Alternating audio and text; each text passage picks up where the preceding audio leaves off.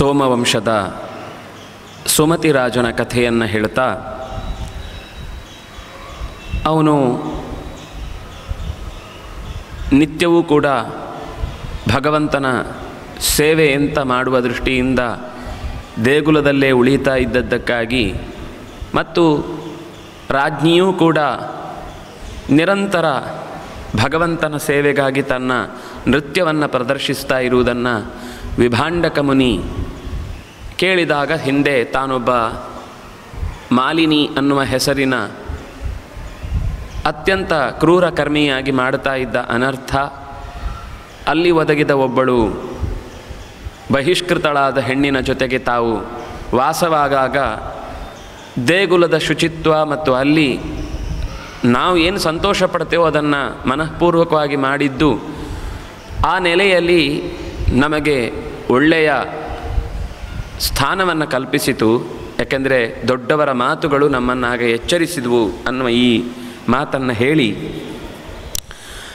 ಕಾರ್ತಿಕ ಮಾಸದ ಸಂದರ್ಭದಲ್ಲಿ ಧ್ವಜವನ್ನು ಮನೆಯ ಮುಂದೆ, ಅದನ್ನು ಈಗಲೂ ಗುಡಿ ಪಾವಡ ಅಂತ ಒಂದು ಕರೆದು ಹಬ್ಬ ಮಾಡುವುದಿದೆ ಕೆಲವು ಕಡೆ ಯುಗಾದಿಯ ಸಂದರ್ಭದಲ್ಲಿ.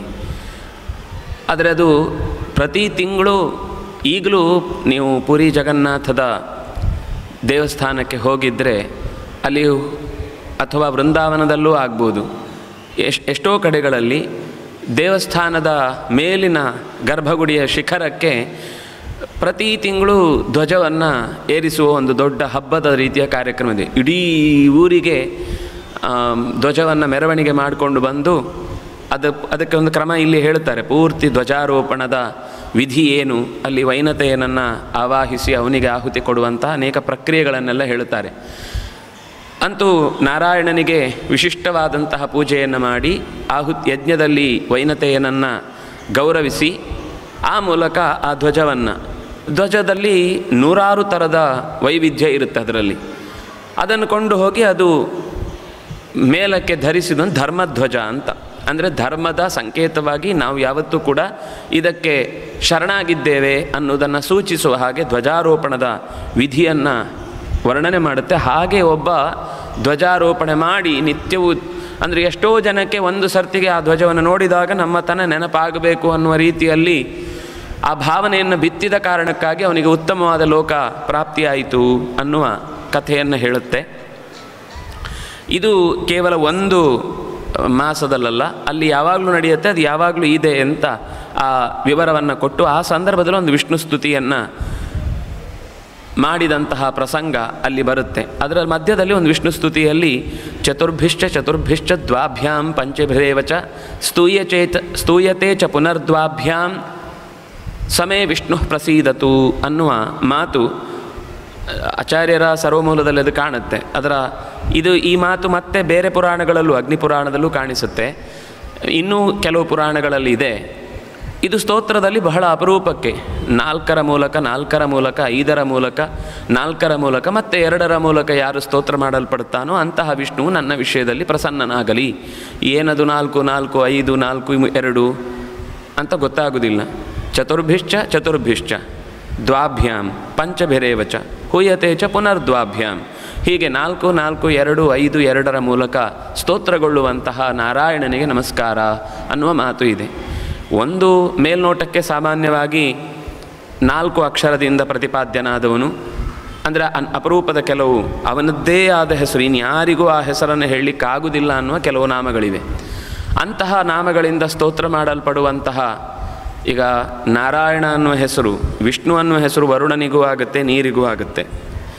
ಅಥವಾ ಇನ್ಯಾವುದಾದ್ರೂ ಒಂದು ಹೆಸರಿದ್ದರೂ ಅದು ಬೇರೆಯವರಿಗೆ ಕೆಲವು ಕಡೆ ಸಂದರ್ಭದಲ್ಲಿ ಕೂಡುತ್ತೆ. ಆದರೆ ಕೆಲವು ಅದು ಅವನನ್ನು ಬಿಟ್ಟರೆ ಪುರುಷೋತ್ತಮ ಅನ್ನುವ ಹೆಸರು ಅದು ನಾರಾಯಣನಿಗೆ ಹೇಳುವುದು, ಅದು 5 ಹೆಸರಿನದ್ದು. ವಾಸುದೇವ ಅದು ಅವನಿಗೆ ಸಂಬಂಧಪಟ್ಟದ್ದು, ಹರಿ ಅದು ಅವನಿಗೆ ಸಂಬಂಧಪಟ್ಟದ್ದು. ಹೀಗೆ ಕೆಲವು ನಾಮಗಳು ಅದು ಅವನನ್ನು ಹೊರತುಪಡಿಸಿ ಬೇರೆಯವರನ್ನು ಹೋಲುವಂಥದ್ದಲ್ಲ ಅನ್ನುವ ರೀತಿಯ ನಾಮಗಳಿಂದ ಸ್ತೋತ್ರ ಮಾಡಲ್ಪಡುವವನು ಅನ್ನೋದು ಒಂದಾದರೆ, ಇನ್ನೊಂದು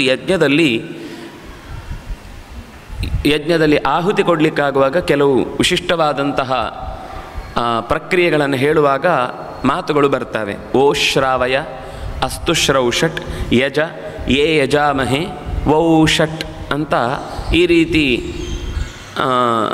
ಓ ಶ್ರಾವಯ, ಅದು ಮೇಲ್ನೋಟಕ್ಕೆ ನೋಡುವಾಗ ಎಲೈ ಬೇಗನೆ ಭಗವಂತನ ಗಾನವನ್ನು ಕೇಳಿಸುವಂತೆ ಮಾಡು.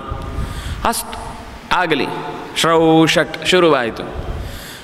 ಎಲ್ಲರೂ ಸೇರಿ ಯಜ್ಞವನ್ನು, ಅಂದರೆ ಒಬ್ಬ ಯಜ ಅಂತ ಹೇಳ್ತಾನೆ, ಮಾಡಿ ಯಜ್ಞ ಅಂತ. ಏ ಯಜಾಮಹೆ, ಎಲ್ಲರೂ ಸೇರಿ ನಾವು ಯಜ್ಞವನ್ನು ಮಾಡೋಣ. ವೌಷಟ್, ಅದು ಯಜ್ಞದ ಆಹುತಿಯನ್ನು ಮುಗಿಸುವಾಗ ಹೇಳುವಂಥದ್ದು, ಅಂದರೆ ಅವನಿಗೆ ಸಂಬಂಧಪಟ್ಟದ್ದು ಅಂತ. ಹೀಗೆ ಈ ಏ ಓ ಶ್ರಾವಯ ಅಸ್ತು ಶ್ರೌಷಟ್ ಯೇ ಯಜಾಮಹೆ ಯಜ ಯೇ ಯಜಾಮಹೆ ವೌಷಟ್, ಹೀಗೆ 4 4 2 5 2 ಈ ರೀತಿಯಾದ ಒಂದು ಕ್ರಮದಲ್ಲಿ ಭಗವಂತನನ್ನು ಸ್ತೋತ್ರ ಮಾಡಲಿಕ್ಕೋಸ್ಕರ. ಅದು ಅಪರೂಪದ 5 ಹೆಸರುಗಳು ಭಗವಂತನಿಗೆ. ಮೇಲ್ನೋಟಕ್ಕೆ ಇದನ್ನು ಯಾರೂ ಬಳಸುವುದಿಲ್ಲ ಹೆಸರಾಗಿ, ಆದರೆ ಇದು ಒಂದು ವಿಶಿಷ್ಟವಾದ ಉಪನಿಷತ್ತಿನ ರಹಸ್ಯವನ್ನು ಪುರಾಣ ಇಲ್ಲಿ ಬಿಡಿಸಿ ಈ ಪದ್ಯದ ಮೂಲಕ ಇಂತಹ ಸ್ತೋತ್ರಗಳಿಂದ ಪ್ರತಿಪಾದಿಸಲ್ಪಡುವ ಓ ವಿಷ್ಣುವೇ, ನನ್ನ ವಿಷಯದಲ್ಲಿ ಪ್ರಸನ್ನನಾಗು. ಜ್ಞಾನಿನಾಂ ಕರ್ಮಿಣಾಂ ಚೈವ ತಥಾ ಭಕ್ತಿಮತಾಂ ನೃಣಾಂ ಗದಿತಾನಾಂ ವಿಶ್ವಮೃಗ್ಯ ಸಮೇ ವಿಷ್ಣು ಪ್ರಸೀದತು. ಜ್ಞಾನಿಗಳಿಗೆ ಮತ್ತು ಕರ್ಮಿಗಳಿಗೆ ಭಕ್ತಿಯುತವಾಗಿ ಯಾರು ಜ್ಞಾನವನ್ನು ಪ್ರಸಾರ ಮಾಡ್ತಾರೋ, ಭಕ್ತಿಯುಕ್ತವಾಗಿ ಯಾರು ಕರ್ತವ್ಯಗಳನ್ನು ನಿರ್ವಹಿಸ್ತಾರೋ ಅಂಥವರಿಗೆ ಗತಿದಾತ, ಸರಿಯಾದ ಗತಿಯನ್ನು ನೀಡುವವನು. ಅಂದರೆ ಜ್ಞಾನಯೋಗ ಮಾತ್ರ ಶ್ರೇಷ್ಠ, ಕರ್ಮಯೋಗ ಶ್ರೇಷ್ಠ ಅಲ್ಲ ಅಂತ ಹೇಳೋರಿಗೆ ಇಲ್ಲಿ ನೇರ ಮಾತಿದೆ. ಕರ್ಮಿಣಾಂ ಭಕ್ತಿಮತಾಂ ಚೈವ ಕರ್ಮಿಗಳಾದ ಭಕ್ತಿಯುಳ್ಳಂತಹ ಶ್ರಮಜೀವಿಗಳಿಗೂ ಕೂಡ ಒಲಿಯುವಂತಹ ಓ ಭಗವಂತನೇ, ನನ್ನ ವಿಷಯದಲ್ಲಿ ಪ್ರಸನ್ನನಾಗು ಅಂತ ಕೇಳುವಂಥದ್ದು. ಅಂದರೆ ಜ್ಞಾನಕ್ಕೂ ಕರ್ತವ್ಯಕ್ಕೂ ಅಷ್ಟೇ ಮಹತ್ವ ಇದೆ.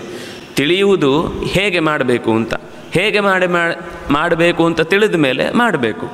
ಅದು ಎಲ್ಲವೂ ಒಂದಕ್ಕೊಂದು ಇಂಟರ್ಲಿಂಕ್ಡ್ ಅದು. ಆದರೆ ಜ್ಞಾನ ಮತ್ತು ಕರ್ಮ ಅಂತ ವ್ಯತ್ಯಾಸ ಅದರ ಮುಂದೆ ಮಾತು ಬರುತ್ತೆ. ಆದರೂ ಸಹಜವಾಗಿ ತಿಳಿಯುವುದಾದರೆ ಒಬ್ಬ ನನ್ನ ಡಾಕ್ಟ್ರು ಅಂತ ಗುರುತಿಸ್ತಾರೆ. ಏಯ್ ನಾನು ಅಪ್ಪ, ಮಕ್ಕಳಿಗೆ ನನ್ನನ್ನು ಅಪ್ಪ ಅಂತ ಕರೀತಾರೆ, ನೀವು ನನ್ನ ಡಾಕ್ಟ್ರು ಅಂತ. ಅದು ಸರಿ, ಆದರೆ ಹೆಚ್ಚು ನಿಮ್ಮ ಜವಾಬ್ದಾರಿ ಏನು? ಹೊರಗಡೆ ಸಮಾಜದಲ್ಲಿ ನೀವು ಡಾಕ್ಟ್ರಾಗಿ ಗುರುತಿಸಲ್ಪಟ್ಟವರು, ನೀವು ಅಪ್ಪನೂ ಹೌದು, ಆದರೆ ಅದಕ್ಕಿಂತ ಮುಖ್ಯ ಡಾಕ್ಟ್ರು. ಇಲ್ಲ ನಾನು ಡಾಕ್ಟ್ರ್ ಅಂತ ಹೇಳಿಸ್ಕೊಳ್ಳೋದಿಲ್ಲ, ನನ್ನ ಮಕ್ಕಳೆಲ್ಲ ನನ್ನನ್ನು ಡಾಕ್ಟ್ರ್ ಅಂತ ಕರೀಲಿಕ್ಕಾಗಲ್ಲ, ನಾನು ಅಪ್ಪ ಅಂತ ಕರಿಬೇಕು. ಡ್ಯಾಡಿ, ನಮ್ಮ ಯಾವುದೋ ಒಂದು ಸಮುದ್ರದ ಮಧ್ಯದಲ್ಲಿರುವ ಒಂದು ಆಕ್ಟೋಪಸ್ಸಿಗೆ ಹೆಸರದು, ನಾನು ಅಂಥವನೇ ಅಂತ ಒಂದು ಸ್ವಭಾವದ ರೂಪದಲ್ಲಿ ತೋರಿಸುವ ಹಾಗೆ ನನ್ನನ್ನು ಹಾಗೆ ಕರಿಬೇಕು ಅಂತ ಇದೆ ಅಂತಾದರೆ ಸರಿ, ಅದು ಮನೆಯಲ್ಲಾಯಿತು. ಆ ಪರಿಸ್ಥಿತಿ, ಆ ಪ್ರಸಂಗ ಬಂದಾಗ ಹಾಗೆ ಕರಿಬೇಕು. ಅಂದರೆ ಯಾರಲ್ಲಿ ಕರ್ತವ್ಯದ ದೃಷ್ಟಿಯಲ್ಲಿ ದೊಡ್ಡ ಜವಾಬ್ದಾರಿ ಎಲ್ಲಿದೆಯೋ ಅದರಿಂದ ಹೆಚ್ಚು ಗುರುತಿಸ್ತಾರೆ.